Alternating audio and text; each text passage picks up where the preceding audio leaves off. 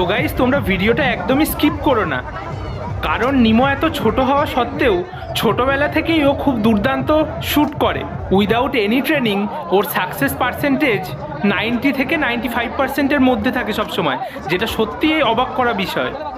ওর মতো বয়সে এত সুন্দর এম খুব কমই দেখা যায়, এটা ইনবর্ন ট্যালেন্ট। তো তোমরা দেখতে থাকো। প্রথমেই মিডিলের রেড বেলুনগুলোকে টার্গেট করেছে, তো দেখবে শেষ অবধি একটা রেড বেলুনও থাকছে না। তোমরা হয়তো ভাবছো হঠাৎ করে এই ভয়েসটা কার? আমি হচ্ছে নিমোর আঙ্কেল।